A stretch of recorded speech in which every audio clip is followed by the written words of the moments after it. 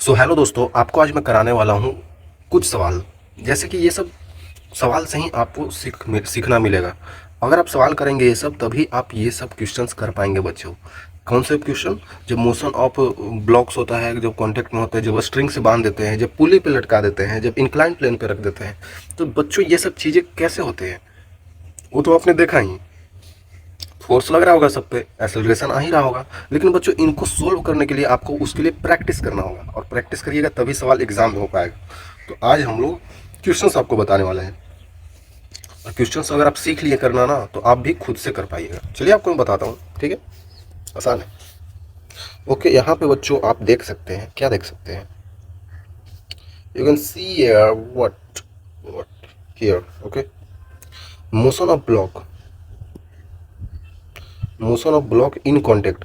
जब ये तो मैं कल बताया था, जब दो ब्लॉक आपस में कांटेक्ट थे तो कैसे होता है उनका नॉर्मल रिएक्शन। तो बच्चों यहाँ पे अगर तीन ब्लॉक कांटेक्ट में दिया जाए, तीन ब्लॉक ए बी सी, ये तीन ब्लॉक कांटेक्ट में है, तो बच्चों इसमें कांटेक्ट फोर्स कितना होगा? इन दोनों के बीच का कांटेक्ट फोर्स और इन दोनों के बीच का कांटेक्ट फोर्स, है ना बच्चों?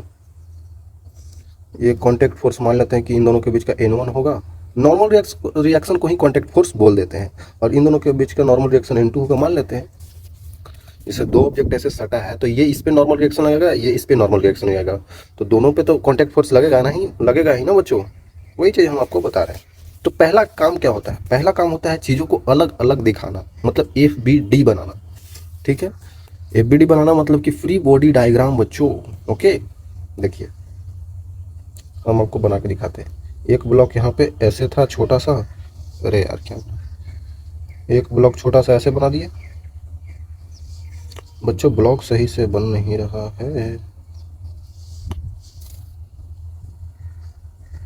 एक ब्लॉक,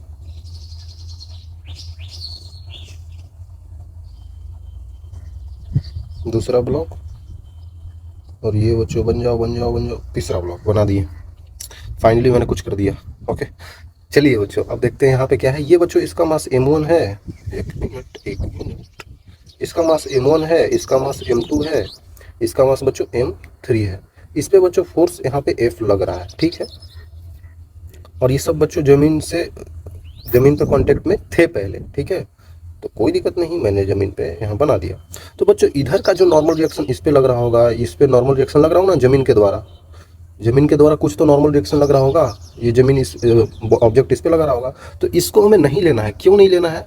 कि बच्चों फोर्स इस डायरेक्शन में लग रहा है, ये चीज़ें स्मूथ है, तो ये इस डायरेक्शन में ही तो भागेगा, इस डायरेक्शन में ही तो ब्लॉक्स का मूवमेंट होगा। इस डायरेक्शन में थोड़ी होगा, वाई डायरेक्शन में मूवमेंट नहीं होगा। तो इसको हम क्यों लिखें? इसका नॉर्मल रिएक्शन लिखने की कोई ज़रूरत ही नहीं है, हमें मतलब ही इससे है, ठीक है? तो चलिए आपको मैं बताता हूँ। तो ओवरऑल अगर आप देखें बच्चों, ये ओवरऑल सटा हुआ है, सब सटा हुआ है और फोर्सेस लगा रहे हैं, तो सब ऐसे ए एक्सेलरेशन से जाएगा आगे। सबका एक्सेलरेशन ए होगा, ये क्या होगा वो हम आगे देखेंगे। तो फोर्स लगा रहे हैं, सब ऑब्जेक्ट है सटा हुआ। तो ओवरऑल देखिए बच्चों, ओवरऑल F इक्वल टू ए में होता है। तो ए में यहाँ पे क्या है? M1 plus M2 plus M3, ये सब को सटा दिए हैं, और इंटू एक्सेलरेशन, जो एक्सेलरेशन से ये मूव कर रहा होगा, सिंपल। तो ये चीज़ तो हम एक इक्वेशन यहाँ से बना लिए, ठीक है? अब देखते हैं यहाँ पे सारा इसमें ए से मूव कर रहा होगा, क्योंकि हम फोर्स सब पे लग रहा है ना, ऐसा तो नहीं है कि एक पे लग रहा है एक पे नहीं, सब पे लग रहा है, तो सब एक्सेलरेशन होगा ए। इस पे मान लेते हैं, इस पे मान लेते हैं नॉर्मल रिएक्शन लगाया गया है, तो इस पे लग गया N1, तो ये इस पे भी लगाएगा M2 ऑब्जेक्ट M1 पे N1। इस पे नॉर्मल रिएक्शन N2 लग रहा है, तो इस पे भी ऑब्जेक्ट पे N2 ही लग रहा होगा। अब सबका FBD बना दिए। अब हम सब ऑब्जेक्ट का सब कुछ लिख सकते हैं। पहले M3 देखते हैं। M3 में क्या है बच्चों? ये फोर्स इधर, ये फोर्स इधर, तो ओवरऑल ऑब्जेक्ट मूव किधर कर रहा है? इधर। तो इधर वाली फोर्स बड़ा होगा तभी तो इधर मूव कर रहा है, इधर वाली फोर्स बड़ा होगा तभी तो इधर मूव कर रहा है। तो इधर वाली फोर्स F है, तो F बड़ा होगा N2 से। मतलब हम ऐसे बढ़ रहे हैं और हमको कुछ आगे से धक्का दे रहा है, तो आगे वाला फोर्स कमजोर है, तो ये हमको रोक नहीं पाएगा हमको आगे बढ़ने से, तो हम आगे बढ़ जाएंगे, क्योंकि ये कमजोर फोर्स है। जैसे यहाँ पे ये कमजोर है, क्योंकि ओवरऑल बच्चों फोर्स लग रहा है तो इधर मूव करेगा। हमें ऐसे क्वेश्चन में निकालना क्या है? हमें क्वेश्चन में क्या निकालना है? यही कॉन्टेक्ट फोर्स ही तो निकालना है। ये दोनों N1 N2 निकाल सकते हैं बच्चों। देखिए, तो यहाँ पे कौन सा इक्वेशन बनेगा बच्चों? M3 के लिए कौन सा बनेगा बच्चों? सोचिए सोचिए। फोर्स माइनस N2 बराबर M3A। Mass into acceleration. कैसे लिखा, फोर्स माइनस n2, ये रोकने वाला force equal to mass into acceleration, mass और ये एक्सेलरेशन है, क्योंकि ओवरऑल ये फोर्स है ना, तो फोर्स क्या होता है, मास इंटू एक्सेलरेशन। हो गया, ये लिख दिया। उसी तरीका से अब अगला लिखते हैं इसके बीच का। इसमें हो जाएगा, इधर वाली फोर्स क्या है, n2 माइनस n1 बराबर m2a। अरे समझ में, ऐसा करके लिख दिया। अरे समझ में बच्चों, ये वाली फोर्स माइनस ये वाली बराबर m2 इंटू a। आगे तो बहुत आसान हो जाएगा, इसमें तो आसानी से लिख सकते हैं m1a में n1 इक्वल टू m1a। ये तो डायरेक्टली लिख सकते हैं, क्यों, क्योंकि इधर वाला रोकने वाला इसको कोई फोर्स ही नहीं है, ये बस ऐसे इसके वजह से चल रहा होगा। तो n1 बराबर क्या हो जाएगा, m1a। अब सारा हमको मिल गया, ये मिल गया, हमें ये मिल गया, और हमें क्या मिल गया, ये मिल गया। तो बच्चों अब आसानी से हम चीज़ें को बता सकते हैं। n1 का वैल्यू इसमें रख दीजिए, इसमें रख देते हैं, है ना, रख देते हैं। तो क्या हो जाएगा, n2 माइनस n1 का वैल्यू है m1a बराबर m2a। तो n2 का वैल्यू मुझे मिल गया, मतलब एक हमको कांटेक्ट फोर्स मिल गया, m2 plus m1 into a। ठीक है, और दूसरा कांटेक्ट फोर्स क्या है, n1 है। तो n1 तो हमें मिल ही गया है, n1 कितना है, m1 इंटू a है। देख रहे हैं, ये भी कांटेक्ट फोर्स निकल गया, ये भी कांटेक्ट फोर्स निकल गया। सिंपल है यार, चीज़ें आसानी से निकाला जा सकता है। आई थिंक क्लियर हो रहा होगा बच्चों आपको। एक और यहाँ पे अगर मैं निकालना चाहूँ, फोर्स जब दिया हुआ है तो इससे भी n2 हम निकाल सकते हैं। इससे भी n2 कितना आएगा, इससे भी n2 यही वाला आएगा, यही आएगा बच्चों। ठीक है, आसानी से कर सकते हो। इसके बाद एक्सेलरेशन यहाँ पे भर देंगे, यहाँ पे एक्सेलरेशन भर देंगे तो हमारा आ जाएगा n1 का वैल्यू m इंटू एक्सेलरेशन का वैल्यू कितना है, एक्सेलरेशन का वैल्यू कितना हो जाएगा, f upon m1 plus m2 plus m3। ऐसा करके इसमें डाल सकते हैं, इसमें भी एक्सेलरेशन का वैल्यू डाल सकते हैं। तो ऐसे चीज़ों को करना है। और बच्चों यहाँ पे कॉन्सेप्ट नहीं बता रहा हूँ, बस डायरेक्ट क्वेश्चन बता रहा हूँ, क्योंकि क्वेश्चन करिएगा तो आप भी कर पाइएगा। क्वेश्चन ही करना है, ठीक है, आसान है बच्चों, समझ रहे होंगे तो आपको आ रहा होगा। ठीक है, एक सवाल है, जल्दी से कर लेते हैं, सवाल ही करना है आज बच्चों में। 2 blocks are in contact for frictional table. एक फ्रिक्शनल टेबल है, फ्रिक्शन लेस टेबल है, मतलब स्मूथ टेबल है, कोई भी फ्रिक्शन नहीं है। वन हैज मास m, ठीक है, एक के पास मास m है, दूसरे के पास मास 2m है, सोन इन द फिगर, फिगर भी दिया हुआ है बच्चों, है ना, ये फिगर है। एक का मास 2m होगा, एक का मास m होगा। Force is applied on the mass 2m, then system moves toward right. पहली बात, जो 2m मास होगा, ये वाली 2m मान लेते हैं हम, ये m मान लेता हूँ। तो ये कांटेक्ट में है बच्चों, कांटेक्ट में, समझ रहे हैं ना, कांटेक्ट में है। तो ये बच्चों यहाँ पे सटा हुआ होगा, ये देखिए सटा हुआ होगा, ऐसे हम हटा के नहीं दिखा रहे। ठीक है, ठीक है बच्चों, आई थिंक क्लियर होगा आपको। ओके, तो ये जब सटा हुआ है और जब हम इधर से फोर्स F लगा दिए, force F applied on 2m, then system moves to right. इधर से फोर्स लगाएंगे तभी तो ये सिस्टम राइट की तरफ मूव करेगा, है ना, तभी तो सिस्टम राइट की तरफ मूव करेगा बच्चों। तो हमें क्या करना है, और फिर आगे बोल रहे now the same force F, जब इधर लगा था तो ऐसे हुआ होगा, और जब F फोर्स लग रहा है अप्लाइड ऑन m, इधर से फिर F फोर्स लगा दिया m पे, तो ratio of the contact force of the 2 blocks will be in 2 cases respectively. पहला केस, दूसरा केस, 2 केस लेना है, एक केस ये, एक केस ये, सिंपल है। जब हम इसको इधर से फोर्स लगा दिए होंगे F, केस 1 है ना बच्चों, केस 1 में जब हम फोर्स F इधर से लगा दिए होंगे तो क्या करना है, बस बना लेना है डायग्राम, बस बना लेना है बच्चों। ये बड़ा सा ब्लॉक था और ये एक छोटा सा ब्लॉक था, ठीक है, और ये ज़मीन था, ज़मीन से नहीं लेना है हमको, क्योंकि ऊपर वाली फोर्स को हमें नहीं कंसिडर करना है। फोर्स इधर लग रहा है, ये 2m, ये m, ये इस पे नॉर्मल रिएक्शन लगाएगा और ये इस पे लगाएगा। ठीक है, इस पे मान लेते हैं n1 लगाया, ये भी n1 इस पे लगा देगा, दोनों अलग अलग ऑब्जेक्ट पे लग जाएगा नॉर्मल रिएक्शन। ठीक है, तो यहाँ से हम बता सकते हैं ना, ओवरऑल देखिए ना, वो जो ओवरऑल फोर्स क्या होगा, मास इंटू एक्सेलरेशन। मास कितना हो जाएगा, 2m ओ m 3m इंटू एक्सेलरेशन। ठीक है, तो हमें क्या n1 बताना है, तो n1 इस यहीं से निकाल लीजिए, n1 यहीं से निकाल लीजिए बच्चों, है ना। तो n1 बराबर क्या हो जाएगा, मास इंटू एक्सेलरेशन, सिंपल। n1 हमने निकाल लिया। अब केस 2 आ जाते हैं,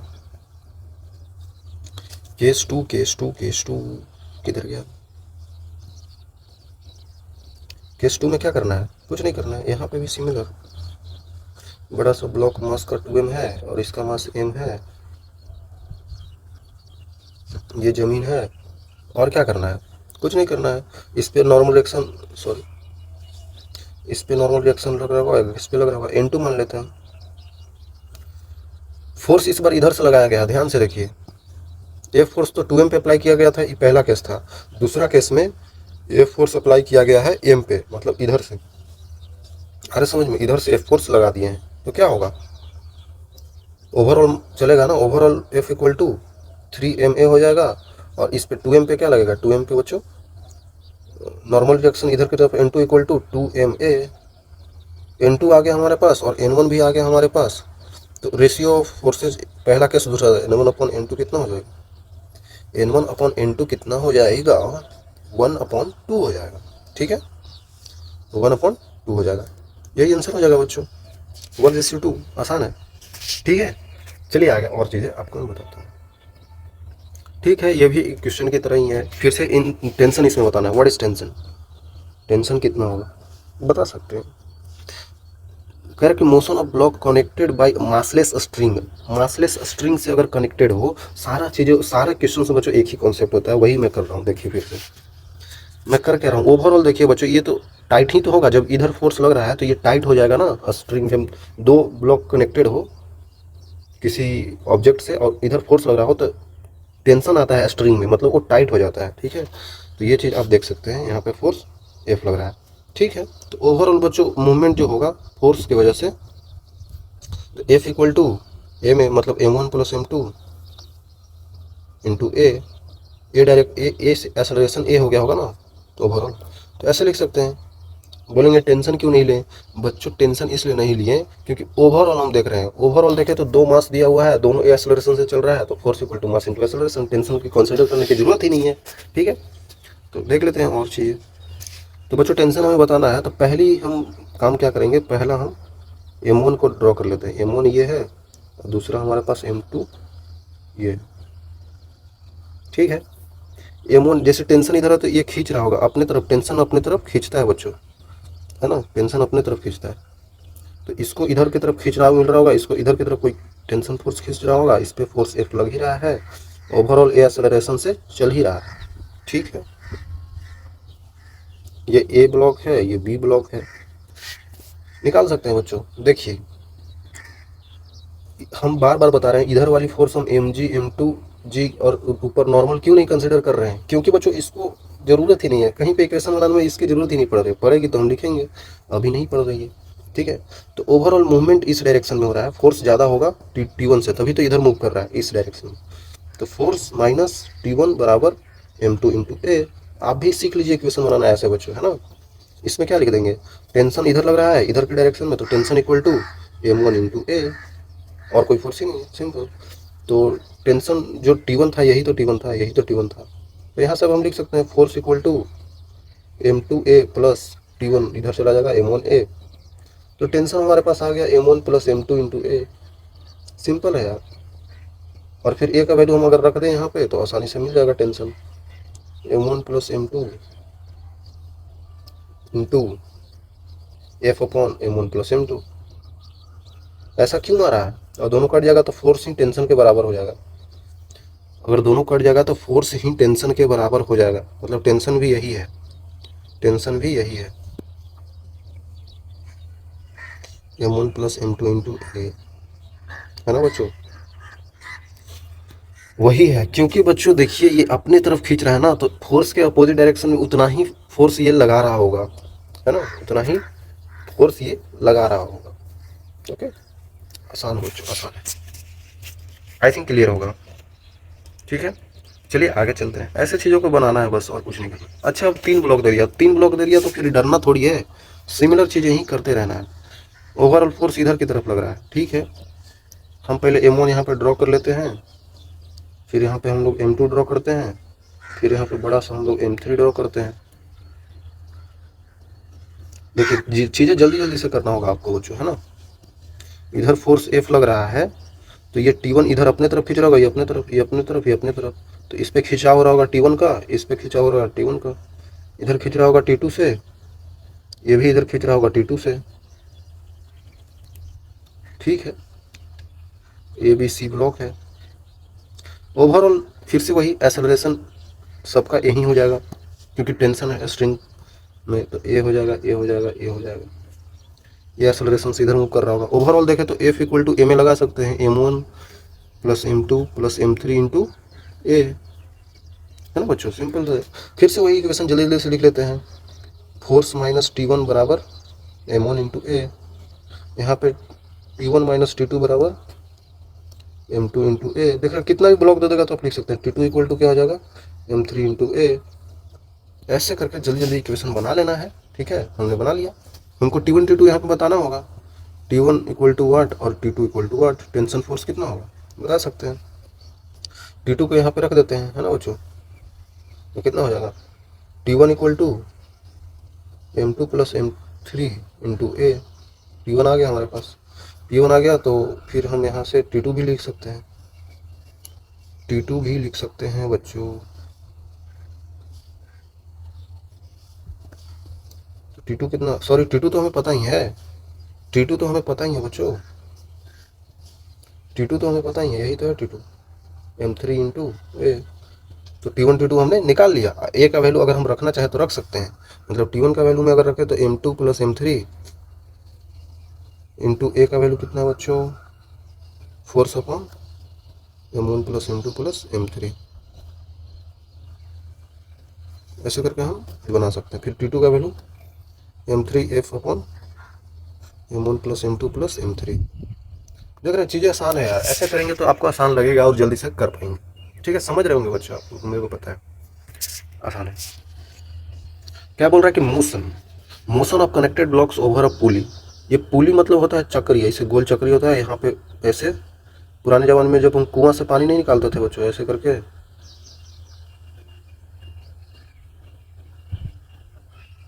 कुआं से ऐसे पानी निकालते थे, इसमें भर के इधर से ऐसे लगाते थे हाथ, ऐसे खींचते थे नीचे की तरफ, तो ये पानी ऊपर की तरफ आता था, तो ये पुली ही रहता था। ये क्या रहता था, पुली, ठीक है। लेकिन हम यहाँ पे देखने वाले हैं ये है मासलेस पुली, इसमें मास ही नहीं है बच्चों। अब बोलेंगे बिना मास का पुली कैसे होगा, उसका कुछ वजन होता है ना, तो हम यहाँ पे कंसिडर नहीं कर रहे हैं। फिजिक्स में हम मासलेस ही लेते हैं, ठीक है। उसको कंसिडर करेंगे तो अलग से एक और फोर्स दिखाना पड़ेगा, क्योंकि इसमें मास सेम आ जाएगा तो इधर भी mg दिखाना पड़ेगा, ठीक है। ऊपर टेंशन दिखाना पड़ेगा, वैसे करना जरूरी नहीं है, अगर आता है क्वेश्चन तो कर लेंगे, है ना। लेकिन अभी मासलेस है, ठीक है। अभी बच्चों ये मासलेस है, ठीक है। तो चलिए बच्चों जल्दी से चीज़ें दिखा लेते हैं। ओवरऑल देखें तो ये ऊपर से जुड़ा हुआ है और हमें क्या बता रहा है, देखा जाए तो नीचे एक्सेलरेशन ए है और ऊपर की तरफ इसमें एक्सेलरेशन ए है, मतलब चीज़ें ऐसे हो रही है, मतलब ये नीचे की तरफ जा रहा है, ये पुली नच रहा है ऐसे, और ये ऊपर की तरफ जा रहा है। सॉरी ये नच नहीं रहा है, इस पर बस रखा हुआ है बच्चों, ये स्ट्रिंग ही ऐसे ऐसे मूव कर रहा है। नचेगा तो इसका फिर एंगुलर एक्सेलरेशन अल्फा भी लेना पड़ेगा, तो हम नहीं ले रहे हैं, ठीक है। तो ये नीचे की तरफ जा रहा है, ये ऊपर की तरफ जा रहा है, ठीक है। तो हम चीज़ें बता सकते हैं, इसमें नीचे m2 जी लग रहा होगा, इस पर नीचे m1 जी लग रहा होगा। ओवरऑल देखें तो ये नीचे की तरफ आ रहा है, मतलब नीचे वाला फोर्स बड़ा होगा ऊपर वाला से, मतलब नीचे वाला फोर्स बड़ा होगा, मतलब कि m2g माइनस T1 बराबर ओवरऑल नीचे आ रहा है, तो मास इंटू इंटू एक्सेलरेशन। यहाँ पे देखें तो ये चीज़ें ऊपर की तरफ जा रही है, मतलब T1 बड़ा होगा इससे, मतलब कि T1 minus m1 into g equal to mass into acceleration m1 into a. हमारे पास दो आ गया है ना बच्चों, दो इक्वेशन आ गया यहाँ से, ठीक है। एक ये एक ये, तो इन दोनों को सॉल्व कर लेते हैं, सिंपल। दोनों को अगर ऐड कर दे, दोनों को ऐड कर दे कैसे, T1 minus m1 into g equal to m1a, और यहाँ पे m2g माइनस T1 बराबर m2 इंटू ए। दोनों को ऐड कर दे तो कितना हो जाएगा बच्चों, जल्दी बताइए। m2 माइनस m1 इंटू जी हो जाएगा इक्वल टू, आप जोड़ सकते हैं बच्चों, जोड़ सकते हैं m1 plus m2 into a, simple. यहाँ से हम लोग ए का वैल्यू भी बता सकते हैं, m2 minus m1 divided by m1 plus m2 into g. देखना कितना आसान है बच्चों। एक्सेलरेशन हम बता दिए, एक्सेलरेशन बता दिए तो हम टेंशन भी बता सकते हैं, टेंशन तो बता ही सकते हैं ना। मान लेते हैं टेंशन T1 आ गया यहाँ पे, जो भी टेंशन तो सेम ही है, तो बता सकते हैं m2 इंटू जी माइनस ए। ठीक है, फिर ए का वैल्यू यहाँ पे अगर हम रख देंगे तो आ जाएगा T1। तो टेंशन हम ऐसे करके बता सकते हैं बच्चों, आसान है। देखें क्या हमने किया, ये चीज़ आपको समझ में आना चाहिए। एक और चीज़ यहाँ पे है वो आपको मैं बता देता हूँ। जैसे कि यहाँ पे टेंशन पुली को भी नीचे की तरफ तो खिंचाव महसूस हो रहा होगा, टेंशन T, और इसको भी ऊपर की तरफ खिंचाव महसूस होगा क्योंकि स्ट्रिंग में टेंशन आता ही है, तो T2 है। ठीक है, तो ओवरऑल ये टेंशन नीचे की तरफ दोनों टेंशन इसको बैलेंस किया हुआ है। तो ओवरऑल देखें तो T2 का वैल्यू जो आता है वो T प्लस T आता है, मतलब कि 2T आता है, क्योंकि ऊपर वाली जो टेंशन है ना यहाँ पे, ये बैलेंस करके रखा है इन दोनों को जोड़ के, है ना बच्चों। ठीक है, तो आसान है, ऐसे किया जा सकता है। ओके, चलिए आगे चलते हैं। फिर से सवाल है, सवाल करना ही पड़ेगा इस चैप्टर में बच्चों, मतलब इस कॉन्सेप्ट में तो सवाल ही करना है। देखिए एक पुली दे दिया हुआ है, फिर से ओवरऑल देखें तो एक्सेलरेशन इधर ए है, तो ये इधर ए से आ रहा होगा क्योंकि एक ही स्ट्रिंग है, टाइट स्ट्रिंग है। ठीक है, तो नीचे इस पर क्या लग रहा होगा, नीचे वही m2 इंटू जी लग रहा होगा, ऊपर टेंशन, तो ओवरऑल नीचे आ रहा है। इसका मतलब m2g बड़ा होगा टेंशन से, equal to m2 into a. Simple, यहाँ पे ये चीज़ें इधर मूव कर रही, तो ये भी ए एक्सेलरेशन से मूव कर रहा होगा ना, तो टेंशन इधर की तरफ खींच रहा है, तो टेंशन बराबर हो जाएगा m1 इंटू ए। इधर कोई फोर्स ही नहीं लग रहा है ना बच्चों, इधर कोई फोर्स ही नहीं लग रहा है। सो सिंपल हो गया, टेंशन का वैल्यू यहाँ रख दीजिए, m2g माइनस m1a बराबर m2a। तो चीज़ें आसान हो गई। यहाँ पे एक्सेलरेशन लिख सकते हैं m2g upon m1 plus m2 बराबर एक्सेलरेशन। देख रहे हैं एक्सेलरेशन कितना आसानी से हमने बच्चों निकाल लिया। एक्सेलरेशन निकाल लिया, टेंशन भी आसानी से लिख सकते हैं। कैसे, टेंशन क्या है, m1 इंटू ए है, तो m1 इंटू एक्सेलरेशन का वैल्यू लिख देते हैं m1 इंटू जी अपॉन m1 प्लस m2। बच्चों ये सब चीज़ें रटना नहीं है, ऐसे करके हम लोग जल्दी से कर लेंगे सवाल, है ना। ये लिखेंगे, ये लिखेंगे, ये ऐसे करेंगे, ऐसे कर लेंगे। ये सब रटना नहीं है कि ये चीज़ आ गया तो टेंशन हमेशा याद रखेंगे, ऐसे करके गिरेगा। तो बच्चों याद करना है तो केमिस्ट्री याद कीजिए ना, मैथ्स में इतना फार्मूला है वो याद कीजिए ना। ये क्यों कर रहे हैं और बोझ सर पे क्यों ले रहा है, फिजिक्स को याद नहीं करना है। ठीक है, जरूरत ही नहीं है याद करने की। फिर से एक सवाल है, अगर आप समझ गए कॉन्सेप्ट तो जल्दी से सवाल फिर से कर सकते हैं। ओवरऑल देखें तो ये एक्सेलरेशन इधर की है, मतलब ये इधर ब्लॉक घूम रहा है, तो मतलब कि देख रहे हैं ये ऐसे करके स्ट्रिंग गया है, तो ये इधर मूव कर रहा है, तो इस पर भी टेंशन इधर की तरफ लग रहा होगा, तो ये इधर मूव कर रहा होगा, इधर ही तो मूव कर रहा होगा, है ना बच्चों, ये इधर ही तो मूव कर रहा होगा। चलिए आपको दिखा देते हैं। देखिए स्ट्रिंग एक ही है ना बच्चों, ऐसे करके ऐसे गया है और ये इधर की तरफ खींच रहा है ए एक्सेलरेशन से, तो ये इधर की तरफ खिंचाव महसूस करेगा। ये भी, इसका भी एक्सेलरेशन इधर की तरफ ए महसूस होगा, ए से इधर भी मूव कर रहा है, इधर की टेंशन टी हो जाएगी क्योंकि सेम ही है ना बच्चों, तो सभी तरफ टेंशन सेम हो। ठीक है, तो इस पे m1 है, तो m1 के नीचे वाली जैसे कंपोनेंट होगा m1 इंटू जी, नीचे ग्रेविटी लग रहा होगा। अगर मैं इधर देखूँ तो ये भी एंगल थीटा हो जाएगा। पीछे बता रहा है कैसे होता है बच्चों, ये एंगल जो होता है यही एंगल नॉर्मल से बनाता है। तो इधर का कंपोनेंट है, इधर का कंपोनेंट है, इधर का आएगा आपका m1 जी कॉस थीटा, इधर का आएगा m1 जी साइन थीटा। ठीक है, मतलब इधर की ऐसा डायरेक्शन में आ गया और इधर टेंशन ये है, तो ओवरऑल हम मूव इधर कर रहे हैं ए एक्सेलरेशन से, तो मतलब कि ये वाली फोर्स बड़ा होगा टेंशन से। सिंपल, इधर मूव कर रहे हैं ना, तो इधर क्या हो जाएगा m1 g sine theta minus tension बराबर m1 इंटू ए। सिंपल, ऐसे करके लिख सकते हैं। और इधर ये मूव कर रहा है ए एक्सेलरेशन से बच्चों, ऐसे करके, तो इसका टेंशन इधर की तरफ लग रहा है ना, तो यहाँ पे टेंशन कितना हो जाएगा, टेंशन बराबर m2 इंटू ए। सिंपल, तो इसको पुट कर देते हैं यहाँ पे, m1 g sine theta equal to m1 a plus tension, ये क्या हो जाएगा m1 plus m2 into a. Simple, तो यहाँ से बच्चों एक्सेलरेशन आसानी से लिखा जा सकता है m1 g sine theta upon m1 plus m2। देख रहे हैं चीज़ें आसान है, कितना जल्दी से हम कर पा रहे हैं। ऐसा करेंगे तो आपसे होगा जल्दी बच्चों। फिर टेंशन लिखना है तो टेंशन फिर से यहाँ से लिख सकते हैं m2 इंटू एक्सेलरेशन कितना है m1 g sine theta upon m1 plus m2। ऐसे करना होता है, पुली वाले सवाल से डरना नहीं है। देख रहे कितना आसान है, ऐसे ही सारा सवाल होता है बच्चों। पुली दे दे तो और खुश हो जाना है कि जल्दी हो जाएगा, है ना, पुली वाले सवाल जल्दी हो जाती है। ओके बच्चों, एक सवाल और है जिसे हम अभी तक तो एक्सेलरेशन के बारे में देखते ही जा रहे हैं, लेकिन यहाँ पे ये चीजें क्या है ना, इक्विलिब्रियम में है। ये चीज़ें क्या है बच्चों, इक्विलिब्रियम में है, मतलब सारा कुछ रेस्ट है। एफ नेट क्या है बच्चों, जीरो है ऑल डायरेक्शन में, एक्स वाई जेड में, जेड तो है नहीं, एक्स वाई में जीरो है। देखेंगे तो ये चीज़ें ऐसे लटका हुआ है, चीज़ें यहाँ से बच्चों ऐसे करके ऐसे ऐसे।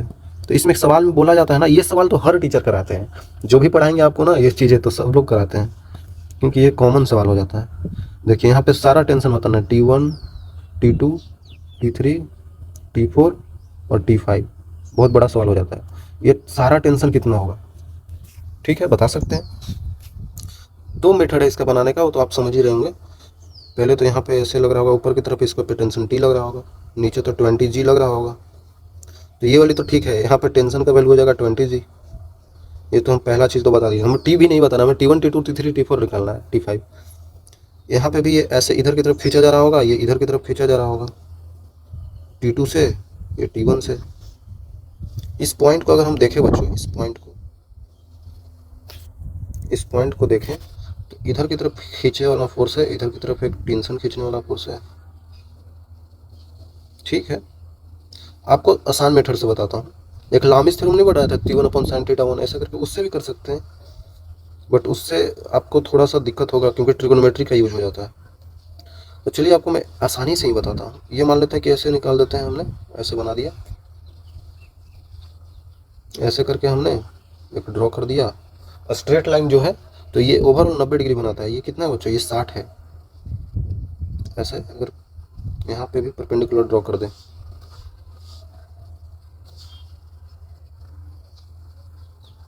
यहाँ पे भी परपेंडिकुलर ड्रॉ कर दिया, तो बच्चों यहाँ पे सिमिलर चीज़ें हैं।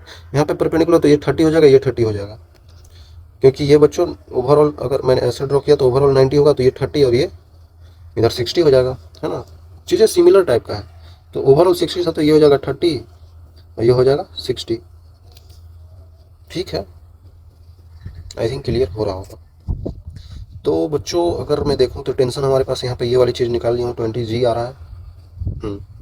तो इसका कंपोनेंट लेना जरूरी है। ओवरऑल ऐसे भी इधर भी वैसा ही होगा, इधर भी एंगल 30 होगा और इधर भी ये एंगल 60 डिग्री होगा।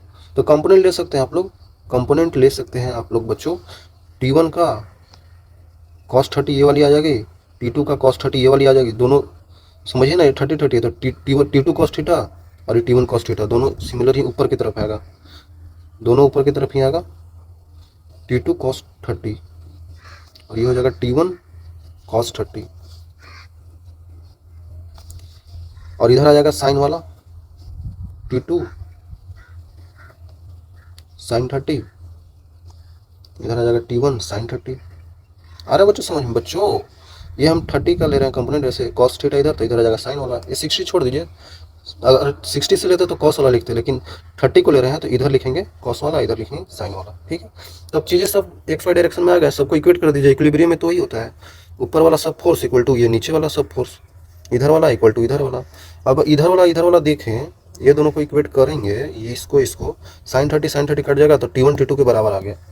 यहाँ से अगर देखेंगे तो बच्चों T1 और T2 बराबर है, T1 और T2 क्या बच्चों बराबर आ गया, समझ रहे हैं? T1 T2 बराबर आ गया। ऊपर वाला इक्वेट करते हैं, ऊपर वाला क्या हो जाएगा, T1 cos 30, cos 30 कॉमन है दोनों में, cos 30 कितना होता है बच्चों, √3/2 इंटू T1 प्लस T2 बराबर हो जाएगा 20G, क्योंकि ये नीचे वाला है, ठीक है। ये चीज़ ठीक होना चाहिए। तो T1 T2 दोनों बराबर है, T1 T2 दोनों बराबर है, तो हम क्या लिख सकते हैं, किसी एक को टर्म में लिख दीजिए। मान लीजिए कि 2T1 यहाँ पे आ जाएगा, क्योंकि दोनों बराबर ही है ना, √3/2, तो 2 कट जाएगा, ये आ जाएगा 20G। तो T1 का वैल्यू यहाँ से हम निकाल सकते हैं 20G/√3, और यही बच्चों T2 का भी वैल्यू हो जाएगा, ये भी T2 का वैल्यू हो जाएगा, T2 का, है ना, क्योंकि T1 T2 बराबर है। तो मैंने 2 निकाल लिया, T1 और T2 निकाल लिया, अब हमें 3 और टेंशन निकालना है।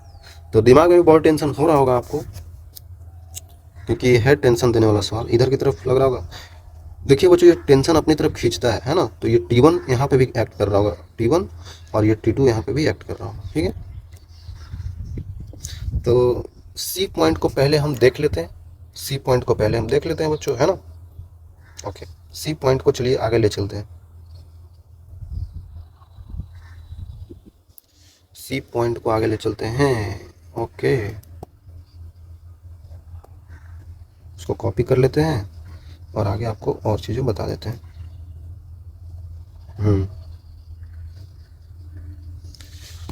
बच्चों मैं ये बता रहा था कि हमको अब सी पॉइंट देखना है। सी पॉइंट, ये सी पॉइंट है ना बच्चों। तो सी पॉइंट में अगर ध्यान से देखें तो ऐसे है, ये एक ऐसे है, और ये एक ऐसे है, और ये एक ऐसे है। T3 वाली, इधर वाली T3 भी लगा रहा होगा फोर्स। ये मान लेते इधर T3 लगा रहा है, ये इधर लगा रहा है T2, और ये इधर लगा रहा है बच्चों T5। ठीक है, T2 हमें पता चल गया है जो कि T1 के बराबर ही है। ये एंगल कितना दिया है बच्चों, 60 डिग्री। तो ये अगर मैं ड्रॉ कर लूँ, ये एंगल कितना हो जाएगा, 30 डिग्री। सिंपल, सिंपल हो जाएगा, सिंपल। ठीक है बच्चों। और अगर मैं ये एंगल निकालना चाहूँ, अगर मैं ये एंगल, देखिए ये दोनों T1 T2 बराबर हो गया, मतलब ये और साइड, ये साइड समझ सकते हैं बराबर हो गया। ये साइड बराबर हो गया, मतलब ये एंगल और ये एंगल भी बराबर ही हो जाएगा। ओवरऑल 60-60 हो जाएगा। तो ओवरऑल देखें तो बच्चों ये तो सिमिलर ट्राइंगल ही हो जाएगा यार, सिमिलर ट्राइंगल ही हो जाएगा बच्चों। ये भी एंगल 60 हो जाएगा, ये भी एंगल 60 हो जाएगा, है ना। ये सारा 60 हो जाएगा क्योंकि ये दोनों बराबर हो गया है, ये दोनों बराबर हो गया है। हाँ, तो ये एंगल हमको पता चल गया। ये एंगल कितना है बच्चों, ये एंगल कितना हो जाएगा, 60 ही हो जाएगा। हाँ, अरे समझ में बच्चों, आना चाहिए आपको। और ये अगर मैं यहाँ परपेंडिकुलर ड्रॉ कर दूँ, ऐसे कर सकते हैं। तो ये एंगल हो जाएगा 30। अब चीज़ें हम कर सकते हैं, अब चीज़ें हम कर सकते हैं बच्चों, है ना। देखिए T5 का कंपोनेंट इधर cos 30 और ये वाले sin 30 आएगा। जल्दी से लिख लेते हैं चीज़ों को, है ना। ये कंपोनेंट और एक ये कंपोनेंट आ जाएगा T5 cos 30, ये हो जाएगा T5 sin 30। और चीज़ें देखते हैं। T2 का ये वाली कंपोनेंट, ये इधर वाली कंपोनेंट कितना आ जाएगा, T2 cos ऑफ 30, और इधर वाली कंपोनेंट आ जाएगा T2 sin 30, sign of 30 degree. और ये T3 इधर तो लग ही रहा है, T3 एकदम ये एक्स डायरेक्शन में लग ही रहा है। ठीक है बच्चों, तो सारे चीज़ें इक्वेट करते हैं। ये वाली इसका इक्वेट करते हैं, ठीक है, ये वाली इसके इक्वेट करते हैं, तो T5 और T2 फिर से सेम आ जाएगा, क्योंकि कॉस, नहीं सेम नहीं आएगा, यहाँ साइन 30 यहाँ पे cos 30 है, सेम नहीं आएगा बच्चों, गलती हो गया मेरे से। देखिए यहाँ पे T5 साइन 30 का वैल्यू कितना होता है, 1/2 इक्वल टू T2 cos 30 का वैल्यू √3/2, 2 कट जाएगा। तो यहाँ से हमें T5 का वैल्यू जो मिल रहा है वो T2 √3 मिल रहा है। T2 हमारे पास कितना था, T2 हमारे पास था वही 20g/√3 था, 20g/√3, 20g/√3 इंटू √3। तो देख सकते हैं 20g ही आंसर आ जाएगा। T5 का वैल्यू कितना आ जाएगा बच्चों, 20g आंसर आ जाएगा। अरे समझ में, T5 भी निकाल लिया हमने, 3 चीज़ें निकाल लिया। अब हमें क्या करना है, अब हमें T3 निकालना है। यहाँ से निकल जाएगा बच्चों। देखिए इधर ओवरऑल फोर्स कितना, T3 प्लस ये वाली इक्वल टू ये वाली। देखिए चीज़ों को बच्चों, मतलब T3 प्लस T2 साइन 30 का value 1/2 equal to cos 30 T5 into √3/2। तो हमें T3 यहाँ से पता चल जाएगा, चल जाएगा बच्चों, पता चल जाएगा। इधर अगर मैं देखूँ तो ये हो जाएगा 2 times of T3 equal to, calculation है आगे, तो √3 टाइम्स T5, √3 टाइम्स T5 करना है, इससे गुना करना है √3 को। तो 20g √3 हो जाएगा, माइनस T2 हो जाएगा। T2 कितना था बच्चों, 20g/√3। तो यहाँ से आप बता सकते हैं, यहाँ से आप बता सकते हैं कि T3 का वैल्यू जो आ रहा है वो आ रहा है बच्चों 20g कॉमन हो जाएगा, 20g कॉमन हो जाएगा इंटू √3 माइनस 1/√3 डिवाइडेड बाई 2, ये 10g हो जाएगा। तो हो जाएगा 10g इंटू 2/√3, फिर से 20g/√3 ही आ गया। मतलब T3 भी बराबर है, T1 T2 T3 भी बराबर ही आ रहा है बच्चों। देख रहे हैं, ये भी बराबर ही हो गया, ये तीनों बराबर है। T5 निकल, अब हमें बस T4 निकालना है। तो बच्चों T4 निकालने के लिए आप यहाँ पे कर सकते हैं चीज़ें, T4 निकालने के लिए आप यहाँ पे चीज़ें कर सकते हैं। ये ऐसे करेंगे तो ये 30 हो जाएगा, ये 30 डिग्री हो जाएगा, ये कितना हो जाएगा, 30 डिग्री हो जाएगा। ऐसे करेंगे तो T4 का cos 30 ले लेंगे। समझिए यहाँ पे बच्चों,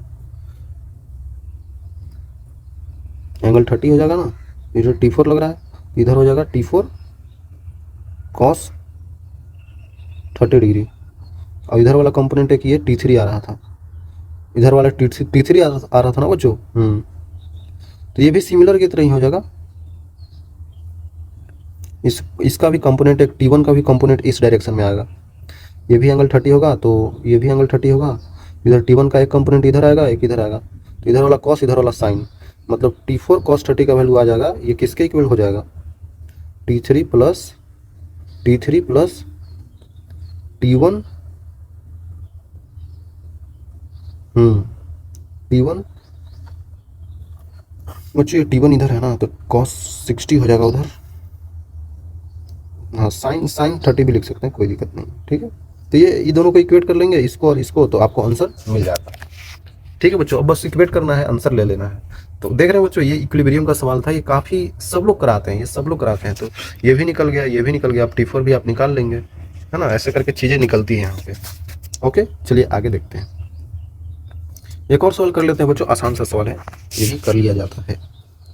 क्या बोल रहा है, 2 blocks are connected and the string as shown in the figure. ठीक है, दो ब्लॉक स्ट्रिंग से कनेक्टेड है, upper block is hang by another string. Okay, 2 string है, एक ये है एक ये है, upper block is hang with other string, मतलब दूसरे स्ट्रिंग की बात हो रही है। A force F is applied on the upper string to produce an acceleration. Force F apply किया गया है ऊपर के डायरेक्शन में, अपर स्ट्रिंग में, एक्सेलरेशन ऑफ 2 मीटर पर सेकेंड स्क्वायर। ठीक है, इसमें एक हमने फोर्स लगा दिया, तो इसका एक्सेलरेशन कुछ आ गया, फोर्स लगा दिया है ना बच्चों, फोर्स लगा दिया in upward direction both the blocks. अच्छा, तो अब स्ट्रिंग है तो ऊपर की तरफ दोनों ब्लॉक बढ़ेगा ना। ये T and T dash with tensions in the 2 parts, ऊपर में T है, नीचे में T डैश है। ठीक है बच्चों, ओके, T और T डैश का वैल्यू बताना है, बस सिंपल है, कर सकते हैं आप लोग। दोनों का मास कितना दिया है बच्चों, connected upper block is hang with, दोनों का मास हमें कितना दिया है, मास तो बच्चों पता ही नहीं चल रहा है,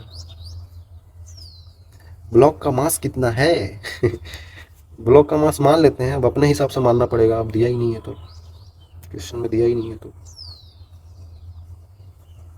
मान लेते हैं कि इसका मास बच्चों 2m है और इसका मास बच्चों m है, हाँ, ऐसे मान सकते हैं। तो ओवरऑल देखें तो बच्चों, अगर मैं फोर्स ऊपर की तरफ लगा रहा हूँ, तो ये टोटल ओवरऑल तो चलेगा ही ऊपर की तरफ, तो दोनों को जोड़ देते हैं, तो फोर्स इक्वल टू हो जाएगा क्या, फोर्स इक्वल टू क्या हो जाएगा, मास इंटू एक्सेलरेशन। ओवरऑल मास कितना हो जाएगा, 3m इंटू एक्सेलरेशन। अब बच्चों देखना है फ्री बॉडी डायग्राम बना के, ये नीचे वाली मास कितना है, m है, नीचे लग रहा होगा इसका mg, ऊपर लग रहा होगा टेंशन। ठीक है, T डैश, जो भी T डैश होगा, 2m का FBD बना लेते हैं, 2m में क्या हो रहा होगा, नीचे होगा 2mg, और ये टेंशन नीचे की तरफ T डैश खींच रहा होगा, ऊपर इसको एक और टेंशन T खींच रहा होगा। हाँ, ऐसे चीज़ें बना सकते हैं। ओवरऑल ऊपर मूव कर रहा है, ठीक है, तो ऊपर मूव कर रहा है तो ऊपर वाली फोर्स बड़ा होगी ना बच्चों, तो मतलब T डैश बड़ा होगा इससे, तो लिख सकते हैं हम लोग, ऊपर मूव कर रहा है तो T dash minus mg equal to m into a acceleration. ठीक है, तो T डैश का वैल्यू हमें मिल गया, T डैश का वैल्यू मिल गया हमें बच्चों m इंटू जी प्लस ए, m इंटू जी प्लस ए, m इंटू जी प्लस ए मिल गया। T डैश मिल गया, तो इसमें भी ओवरऑल ऊपर ही मूव कर रहा है बच्चों, तो कर देते हैं ऊपर मूव।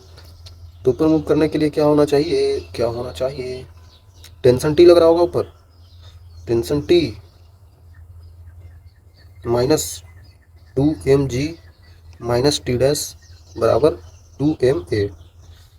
क्यों किया ऐसा, क्योंकि ऊपर वाली फोर्स बड़ा है तो T बड़ा होगा इन दोनों से, तो T माइनस इन दोनों को जोड़ देंगे इक्वल टू, जैसे माइनस है ना तो कॉमन लेंगे तो ओवरऑल माइनस ही आ जाएगा बच्चों, ये दोनों नीचे है ना तो माइनस में आएगा, और 2ma ऊपर लग रहा होगा, ऊपर की तरफ एक्सेलरेशन है। ठीक है, आसान है, फिर से यहाँ टेंशन हम लिख सकते हैं 2ma plus 2mg plus T dash, T dash भी हमें पता चल ही गया, mg प्लस ma, तो यहाँ से लिख सकते हैं T का वैल्यू आ रहा है बच्चों mg प्लस ma, मतलब 3ma प्लस 3mg, T का वैल्यू फिर से ये आ गया, T और T डैश का वैल्यू हमने निकाल लिया। तो ओवरऑल देखें तो क्या कर सकते हैं यहाँ पे, ये क्या है बच्चों, ये है क्या, T3m इंटू ए प्लस जी। तो बच्चों ओवरऑल देखें तो इन दोनों का रेशियो कितना हो जाएगा, रेशियो अगर निकालें तो P रेशियो T डैश निकालेंगे, रेशियो में निकालना था नहीं ना, फिर भी निकाल लेते हैं। 3:1 हो जाएगा। अगर वैल्यू निकालना है तो G प्लस ए कितना हो जाएगा, T का वैल्यू कितना हो जाएगा 3m इंटू जी प्लस ए, 10 और 2 12 से गुना करना होगा। T डैश का वैल्यू कितना हो जाएगा m इंटू 12, मतलब जो भी जैसे आगे बनाना हो सवाल बेसिकली बनेगा ऐसे ही। ओके बच्चों, क्लियर होना चाहिए। आगे चलते हैं और चीज़ें करते हैं, ठीक है। एक और सवाल कर लेते हैं। सवाल करना ही पड़ेगा बच्चों, सवाल करना ही पड़ेगा। क्या बोला, 2 pulley arrangements as shown in the figure are identical. 2 pulley का सिस्टम दिया है, दोनों आइडेंटिकल है। Mass of the rope is negligible. Negligible मतलब मासलेस स्ट्रिंग है। केस ए है मतलब इन ए, मतलब ए सिनेरियो कौन होगा, मान लेते हैं ए ये है और बी सिनेरियो ये है। मास एम इज लिफ्टेड अप। अच्छा, मास एम इसका है बच्चों, इसका बोल रहा होगा, है ना, मास एम इसका बोल रहा होगा। तो mass M is lifted up, ऊपर उठाया गया, by attaching a mass 2m to the other end. अच्छा, पहला केस में अगर हम नीचे की तरफ बड़ा सा ब्लॉक रख देना 2m का, तो ये बच्चों ऊपर की तरफ उठ जाएगा, ये बोल रहा है। हाँ, और केस बी में क्या बोल रहा है, मतलब यहाँ अगर हम अटैच कर दे तो ये ऊपर की तरफ उठ जाएगा और ये नीचे की तरफ भागने लगेगा। ओवरऑल पुली पे ऐसे स्ट्रिंग भागने लगेगा। अब देखते हैं कि मास एम केस 2 में in B lifted up by pulling other in by the rope by constant downward force. यहाँ पे एक फोर्स लगा दिया, यहाँ पे मास नहीं फोर्स लगा दिया 2mg का लगा दिया फोर्स, तो फिर भी ये ऑब्जेक्ट ऊपर की तरफ उठेगा। तो रेशियो ऑफ एक्सेलरेशन बताना है। इससे मान लेते हैं एक्सेलरेशन a1 होगा, इस पे मान लेते हैं एक्सेलरेशन a2 होगा। कितना कितना एक्सेलरेशन होगा बच्चों, FBD बना लीजिए। ऊपर की तरफ इस पे टेंशन T लग रहा होगा, नीचे mg होगा। ओवरऑल ऊपर की तरफ जा रहा है तो केस ए पहले देख लेते हैं। केस ए में क्या हो रहा है, ऊपर की तरफ जा रहा है तो मतलब टेंशन माइनस mg बराबर ma, ठीक है। ये नीचे की तरफ एक्सेलरेशन a1 से आ रहा होगा तो 2mg नीचे लग रहा होगा, टेंशन तो ऊपर लग ही रहा होगा, तो नीचे वाली फोर्स बड़ा होगी। यहाँ पे क्या हो जाएगी 2mg माइनस टेंशन बराबर 2ma, ऐसे कर सकते हैं सिंपल। तो दोनों को जोड़ देंगे तो टेंशन कट जाएगी, जोड़ दीजिए बच्चों, ऐड मतलब mg बराबर 3ma हो जाएगा। तो हमारे पास m से m कट जाएगा तो a का वैल्यू आ गया a1, जो कि a1 था बच्चों, इधर ये तो a1 ले रहा है ना, a1 का वैल्यू हमारे पास g/3 आ गया बच्चों, ठीक है। अब केस 2 आ जाते हैं, बी केस में।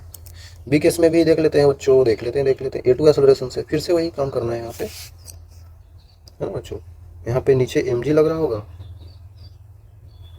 ठीक है, ऊपर टेंशन T लग रहा होगा, और ये हम फोर्स लगाए हैं इतना, इधर नीचे की तरफ फोर्स लगाए हैं बच्चों, इधर ब्लॉक नहीं लटकाए हैं, फोर्स लगाए हैं।